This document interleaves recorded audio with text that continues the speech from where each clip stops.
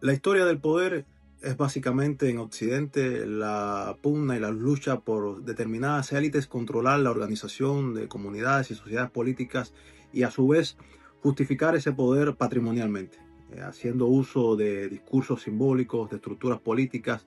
de imaginarios colectivos y de discursos o estructuras narrativas a su vez que logren justificar con más o menos intencionalidad su propio poder y que el colectivo, la colectividad que está siendo dirigida o dominada por esas élites en cuestión, acepten esa dominación de manera orgánica. Básicamente la historia del poder en Occidente es esto, ¿no? La constitución de periodos y estructuras de poder que han estabilizado y le han dado forma a nuestras sociedades hasta el sol de hoy. De aquí nace ese fenómeno que hemos conocido como el mesianismo político y que no voy a explicar a profundidad porque tengo otro video en la que la explicación es mucho más profunda y que lo voy a dejar acá en la caja de comentarios. La religión secular, cómo el Estado se transformó en Dios, en el cual hago una explicación más detallada de este proceso gradual de transmutación del poder teológico al poder político propiamente. Pero de aquí el mesianismo político es el efecto que surge precisamente de esta desintegración del poder teológico dentro de una estructura novedosa que va a emerger con la modernidad política después de la paz de Westfalia en el siglo XVII y que va a resultar en el Estado-Nación, consolidado por supuesto en 1789 con el inicio de la Revolución Francesa. Este Estado-Nación que va a diluir dentro de su estructura de poder todos los significantes e imaginarios que hasta el momento habían ordenado las jerarquías sociales, es decir, las estructuras teologales, el discurso de la identidad religiosa, esa prédica teologal que se debía, por supuesto, a un ordenamiento teológico de la sociedad, a esa representación divina en la que el rey encarnaba, por supuesto, la manifestación misma del poder en cuanto a su representatividad divina. Hay un libro que explica este fenómeno de esa dualidad encarnada en el rey en cuanto a su representatividad divina y que era utilizada para la justificación patrimonial de las estructuras monárquicas, que es muy interesante. Un texto llamado Los dos cuerpos del rey, un tratado de teológica política medieval del autor Ernest Kantorowicz, que es muy interesante al respecto y que le va a permitir a los que estén interesados en estas cuestiones profundizar muchísimo más en este tema. Por supuesto, esta forma política de organización que se corporiza en el Estado-Nación va a encarnar desde una falsa ontología una pretensión de representatividad que va a diluir en sus estructuras de poder todos los significantes hasta ahora dados en las sociedades. Si antes la representación era religiosa, era por la fe, era por el credo cultural, tradicional, ahora el Estado va a diluir esos imaginarios y significantes dentro de su dimensionalidad estructural. Y esta va a ser la obligación política. Es decir, la tradición se va a convertir en ideología. Y a partir de aquí, estos imaginarios en la que la divinidad, la idea de Dios, la tradición como modo de ir dulcificando las mismas formas del poder, queda encarnada en la figura del estadista y en la figura del líder político. El líder político va a, digamos, a encarnar en sí mismo o a representar en sí mismo la fuerza falsamente ontológica del poder del Estado. Y es entonces cuando va a existir una concentración de poder tal de la que va a emerger, por supuesto, una manera de gobernar que va a actuar como el prefacio de un orden totalitario, un orden que va a ser vertical, va a ser controlado por una élite y va a ser casi incuestionable, porque el imaginario ideológico va a convertir a súbdito en el ciudadano, y el ciudadano va a estar definido por la capacidad del Estado a aceptar o repulsar de su comunidad política a sus integrantes. El Estado va a ser, en última instancia, la entidad que va a absorber la existencia misma de la nación y que la va a definir políticamente. Y de aquí, por supuesto, nacen todos los totalitarismos célebres posteriores que conoceríamos en el siglo XX. Es decir, el poder se seculariza y se hace una entidad que opera mediante una obligatoriedad política, mediante una estructura vertical y mediante una falsa ontología que va a encarnar en el Estado y a sus representantes en las autoridades incuestionables de esta nueva forma de organizar nuestras sociedades. Una operatoria que el teórico y filósofo político alemán Carl Schmitt definió de manera magistral cuando dijo que todos los conceptos significativos de la moderna teoría del Estado son conceptos teológicos secularizados. Es decir, y resumiendo a grandes rasgos, el mesianismo político es el resultado o el fenómeno resultante de la secularización del Estado como una forma de organizar políticamente una sociedad que va a asumir sobre sí los atributos de la divinidad, los atributos significantes y simbólicos de esa divinidad incuestionable que antes las estructuras teológicas tenían y que ahora van a ser encarnados en el Estado y en sus representantes. De aquí nace también esa idolatría por el líder político, por el caudillo de turno, por el hombre que logra hacerse con las estructuras de ese Estado y logra encarnar en su propia imagen, en su propia persona, estos significantes que son, repito, falsamente ontológicos y que responden más bien a estructuras epistémicas concretas que son resultantes de la modernidad. El mesianismo político va a partir de aquí a permitir construir estados totalitarios que sean representados en una sola persona. Mediante el mesianismo político como fenómeno psicopolítico podemos entender a figuras como Hitler, como Stalin, como Mussolini, como Fidel Castro y como todos esos hombres o estadistas que han representado en su propia persona el ejercicio del poder y llevando hasta consecuencias graves como el campo de concentración, el presidio y el asesinato colectivo. Es por supuesto, un proceso, un fenómeno psicosocial grave, resultado de esta desintegración simbólica del ejercicio del poder encarnada en una nueva forma que fue, como habíamos advertido, el Estado-Nación, y con toda esa reformulación de los imaginarios religiosos secularizados desde la incuestionabilidad política. El fenómeno del mesianismo político en Cuba está desde el principio. Es decir, cuando Cuba se constituye como república en 1902 y Tomás Estrada Palma es elegido como el primer presidente de la misma, su figura ya está precedida por una usura simbólica que tiene el independentismo como movimiento ideológico y político y finalmente como estructura de poder, una incuestionabilidad absoluta. Es decir, esta usura simbólica es proveniente de un proceso que hace que el independentismo, al ganar la contienda mediante la intervención estadounidense y capitalizar en sí mismo a otros movimientos como el reformismo, como el anexionismo, e integrarlos dentro de su propia normatividad, hace que al ganar la contienda también pueda controlar la narrativa y controlando la narrativa pueda establecerse como un proceso históricamente incuestionable, lo que Nietzsche en algún momento llamó historia anticuaria, ¿no? Es decir, fijar en la historia un proceso, un momento o una ideología política como el devenir mismo de esa historia y como la legitimación misma de esas estructuras de poder que tienen en ese movimiento ideológico, en este caso el independentismo, su plena justificación. Y el propio Tomás Estrada Palma, un hombre de una catadura moral probada, un hombre que era el albacea político de José Martí, el hombre el que José Martí depositó su confianza política, ideológica, cayó bajo los efectos de este nocivo mesianismo político que hemos explicado a grandes rasgos y que hace encarnar o que hace pretender encarnar en una persona una postura incuestionable a la hora de dirigir los destinos de un país, y de ahí su afán de permanencia en el poder. Incluso Estrada Palma, siendo un hombre con estas cualidades morales comprobadas, un hombre ciertamente de respeto y con dignidad política, pretendió reelegirse. Y para esto creó un gabinete de combate para expulsar del bando separatista a la oposición, una oposición que estaba conducida o representada por José Miguel Gómez y los viñareños, es decir, una oposición que también liberal que quería y que le disputaba el poder al bando conservador que representaba Estrada Palma y que se hace moderado precisamente para atraer más votantes y más público y poder reelegirse. Pero este gabinete de combate es la expresión de este ejercicio autoritario del poder que va a partir de aquí a condicionar todo el ejercicio del poder republicano, con altos y bajos, pero siempre bajo esta fuerte presencia de esta conciencia exacerbada que tiene el mesianismo político y en la concepción del hombre fuerte, sin duda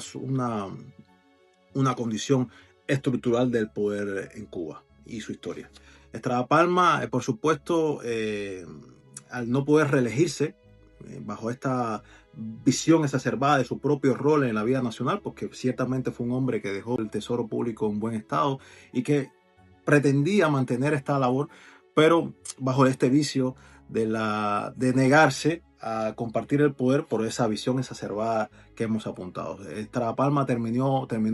pidiendo la intervención estadounidense, y en 1906 se hace la primera disputa por las armas, o la primera impugnación por las armas a un gobierno republicano. Es decir, guerras entre cubanos. Había habido una huelga obrera bastante importante en 1902, pero es el alzamiento de la guerrita de agosto de 1906 la que marca esta primera interrupción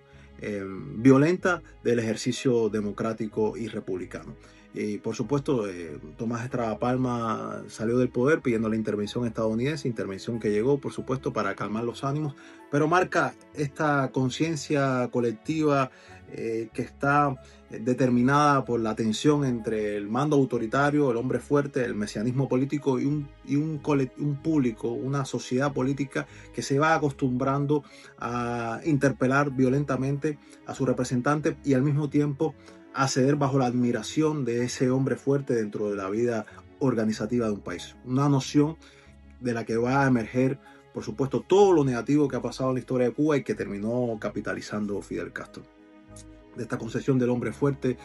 van a nacer pugnas que se van a mover sobre esta usura simbólica del independentismo, porque esta primera república hasta 1933, 1902, 1933 va a ser dirigida por personas generales de las guerras de independencia. Es decir, generales que supieron capitalizar en poder su triunfo como entidad política y de ahí establecer un control narrativo en el que su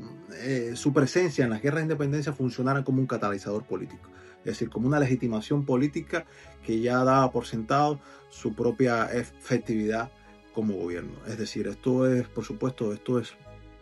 solamente una estrategia discursiva, porque sabemos que los aparatos de poder están controlados por los que se pueden hacer con él y los que desde ahí pueden justificar simbólicamente con mayor o menor efectividad ese mismo ejercicio hegemónico del poder sobre las sociedades en cuestión. Entonces, la articulación del ejercicio político público de la República se va a constituir en un enfrentamiento tenso entre el caudillismo personalista y la frustración intelectual. Es decir, el hombre fuerte que logra capitalizar el poder y su institucionalidad, y una clase intelectual que va a operar siempre como un discurso contrario desde la frustración política, pero que al mismo tiempo va a interpelar desde también la presencia de la centralidad del discurso o de alguna figura, la oposición a ese hombre fuerte. Clases políticas, clases intelectuales que fueron representadas por personas como Enrique José Barona, Julio Sanguilí, Rafael Montón, Gonzalo de Quesada, Juan Gualberto Gómez, etc. Esta pugna, este imaginario que no va a concentrar sus intereses en la capacidad de organizar una sociedad que permanezca movida o determinada por las pugnas y la fragmentación política, en la que la intervención del ejercicio público se haga con organicidad, con respeto por las formas institucionales, por las estructuras de representación republicana, sino que van a ser interpeladas constantemente desde el discurso y desde la violencia institucional. Y todo va a redundar en la figura central del hombre fuerte. Un hombre fuerte que, como hemos advertido hasta aquí, está desde el primer inicio de la República. Con el gobierno de Estrada Palma, que repito, fue un hombre con toda una catadura moral, con toda una seriedad en su figura histórica, pero que cayó bajo los designios o bajo el tormento de esta centralidad de su figura, y desde ahí que comenzaran las pugnas y el deseo de permanecer en el poder y de ser al mismo tiempo interpelado por la fuerza. De aquí nace también, por supuesto, la figura del sargento Fulgencio Batista, introducido a la política por su padrino político Sergio Carbó, y que va a tener también una perniciosa centralidad, aunque por supuesto Batista va a fluctuar entre el liderazgo carismático, una definición dada por el sociólogo alemán Max Weber, o sea, un liderazgo de corte populista, de corte colectivista, que va a ser atractivo para amplios sectores marginales de la sociedad, y que van a encontrar en este discurso una representación que no por esto quiere decir que sean discursos reales ni efectivos, pero sí son atraentes en su demagogia y el ejercicio hegemónico del poder. Batista, por este liderazgo carismático, permitió y se afilió con los socialistas, con los comunistas y permitió la introducción en la política institucional a comunistas declarados. De hecho, Cuba tuvo los dos primeros ministros comunistas de la historia del hemisferio, con Carlos Rafael Rodríguez y Juan Marinelo, siendo parte integral de los ministerios del gobierno de Batista cuando emerge como gobierno en 1940. Pero sin duda, entre este liderazgo carismático y el ejercicio hegemónico del poder, que se puede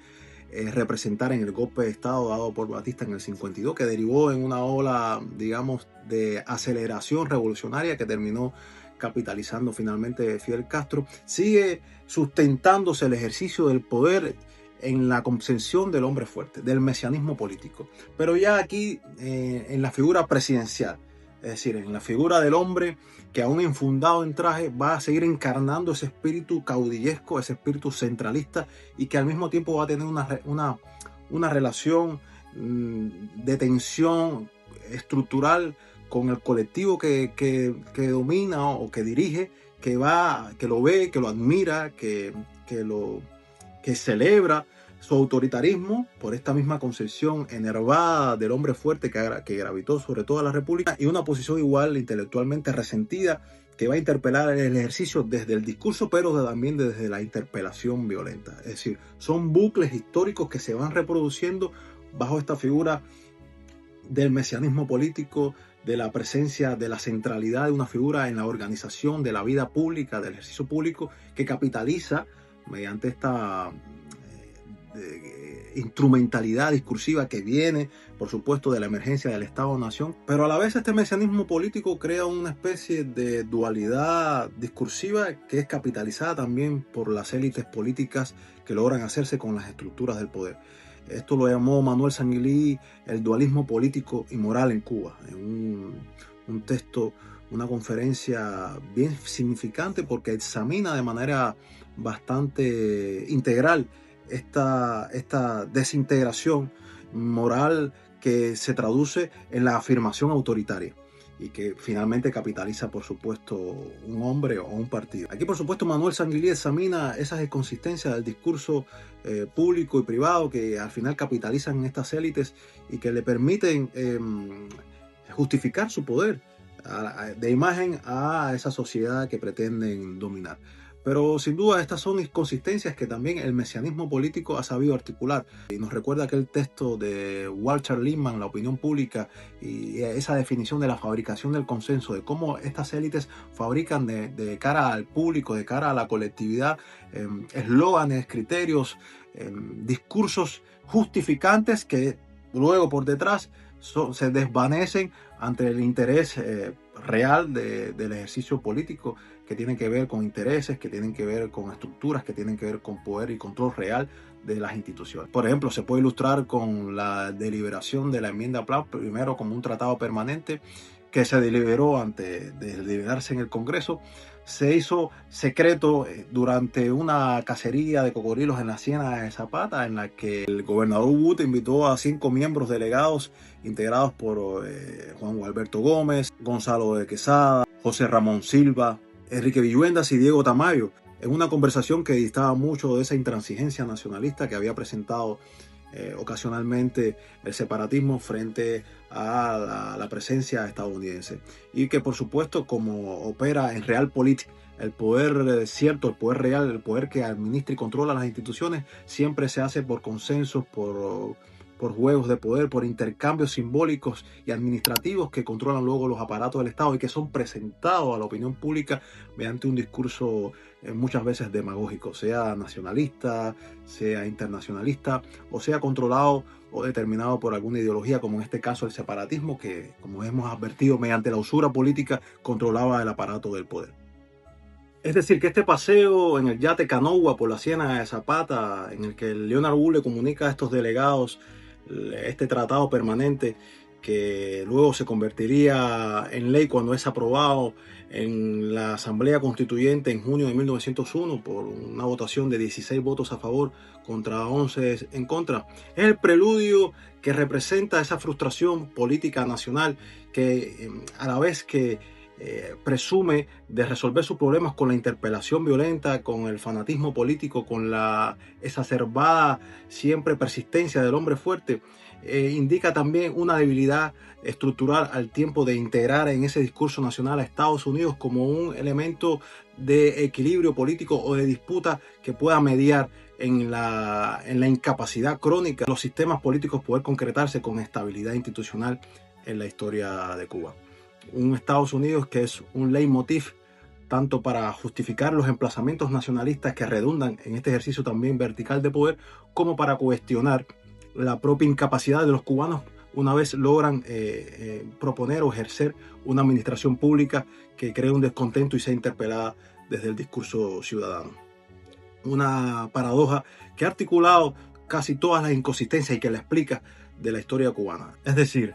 toda esta secuencialidad episódica a la que hemos apuntado de manera muy general, pues esto no es un video historiográfico, sino un análisis metapolítico y conceptual del centralismo político en Cuba y la preferencia por la figura del hombre fuerte mediante ese fenómeno que hemos dado en llamar mesianismo político y que ciframos desde el propio principio de la República con el deseo de reelección de Estrada Palma, el cruel y vil asesinato del mítico general Quintín Banderas en 1906, la intentona de revocar por la fuerza al propio Estrada Palma, la guerrita de los negros, conocida así como la masacre que se dio, ese crimen de Estado contra la población negra cubana y el alzamiento de Evaristo Stenós, el alzamiento de la Chamberona en el 17, también la emergencia e endurecimiento del gobierno de Machado, que intentó perpetuarse también en el poder con una modificación constitucional para alargar el segundo mandato y que fue removido por una revolución en 1933, la aparición de Batista y su permanencia itinerante por toda la República, también con una presencia hegemónica, vertical, en la que, como advertíamos, fluctuó carisma y represión para persistir en el poder, y todo ese proceso de radicalización revolucionaria que llevó hasta la figura de Fidel Castro demuestra un irrespeto continuo por las formas institucionales cubanas que incapacitaron para poder establecer una sociedad funcional. Y aquí podríamos pensar en la definición que hizo Ferdinand Tönnies en su obra Comunidad y Sociedad, donde distingue entre comunidad y sociedad política. Es decir, la comunidad como ese emplazamiento orgánico de intercambio social voluntario, de relaciones constructivas y en sana disputa con la organización política, y la sociedad política como una construcción esquemática, artificial, hegemónica, que desatiende esas relaciones orgánicas entre los individuos que componen la sociedad y se dicta desde la esquematización del poder, desde la obligatoriedad, que termina siendo, por supuesto, un aparato estatal de control hegemónico, de limitaciones y de creciente limitación de la libertad personal. En este sentido, prevaleció en Cuba este segundo modelo de sociedad política, una sociedad política que estuvo condicionada por una dualidad determinante y estructural. Un pueblo que a su vez proyectaba un deseo de consumación y realización política en un hombre, pero al mismo tiempo sentía una frustración política por su imposibilidad de cambiar sustancialmente el ejercicio político con su participación personal. Y aquí hay una distensión que fue la que permitió constantemente que el ejercicio político se dirimiera entre élites reducidas y la ciudadanía se mantuviera en un estado de aceptación y observación pasiva de los procesos políticos de sus sociedades. En este sentido prevaleció lo que podríamos llamar un estado de indiferencia ciudadana que capitalizaban, por supuesto, los partidos y sus representantes más endurecidos desde esta noción del mesianismo político. Y por supuesto, del desarrollo de este etos político surgió una figura de Fidel Castro, que no fue un resultado ex nihilo ni casual, sino que emerge como un epifenómeno resultante de esta conducta autoritaria que se desarrolló y se fue larvando durante todo el proceso republicano. Una figura que por supuesto hizo de este larvado autoritarismo republicano la apoteosis sistémica que derivó en un estado totalitario, ya diluyendo a esta sociedad defectuosa, contradictoria, que desatendió sus formas institucionales políticas mediante el irrespeto y la interpelación violenta en un estado perimetral, vertical y, como advertíamos, totalitario, dotando además esta estructura totalitaria y vertical de una ideología definida, socialismo, y pactándola en un modelo constitucional apócrifo que terminó de fijar el ejercicio del poder de manera incuestionable, con la Constitución de 1976 y luego refrendada en el 2019. Un modelo que ha transitado y ha tenido los peores y más desastrosos resultados como entidad histórica, como práctica política y por supuesto como estructura social. Y aunque el mesianismo político ha caído en un profundo descrédito, una profunda suspicacia por parte de las personas que se dan cuenta de lo pernicioso que ha sido sobre nuestra historia, o la persistencia o la preferencia por un hombre fuerte que domine y determine los destinos del país, aún persiste esta emocionalidad profunda de cifrar en alguien ese sentido de concreción nacional y esa aspiración colectiva de resolver los problemas mediante una persona que asuma la responsabilidad. Hemos pasado del mesianismo político a lo que he dado en llamar la ficción presidencial. Y cuando vemos que ante este estado de crisis estructural del castrismo, la más grave que ha tenido en su historia, se responde desde la articulación de listas presidenciales virtuales, de candidatos presidenciales conceptuales que aspiran a tener un rol político en una Cuba futura, cuando vemos que desde la colectividad